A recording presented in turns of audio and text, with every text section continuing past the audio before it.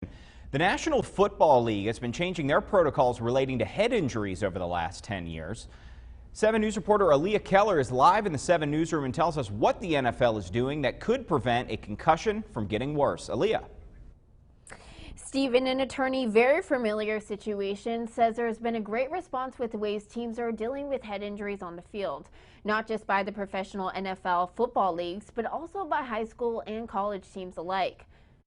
What may only seem like a common head injury is gaining more attention on the field. The NFL, colleges, and high school sports have really done a great job in this country to adapt. More than 10 years ago, chronic traumatic encephalopathy was first identified. CTE is a progressive degenerative brain disease, often found in athletes with repeated brain trauma. They need to know that it's not worth it to have a permanent brain injury. When you see these people that have CTE, it's bad.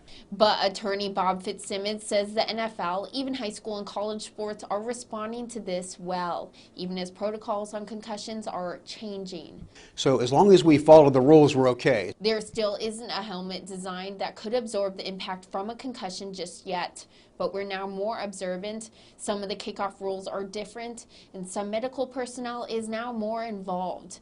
Most teams have team physicians there to pull a player out when needed and make sure they're okay. Even some rule changes, meaning players could get pulled out of the game for targeting head injuries. So we still have another 5 or 10 years to kind of go down the road to see what the impact of the rules were that were implemented 2 or 3 years ago. There's still no cure for CTE, but a lot of medical experts still are researching the brain disease, even some at Wheeling Hospital. In the 7 Newsroom, I'm Aaliyah Keller, working for you.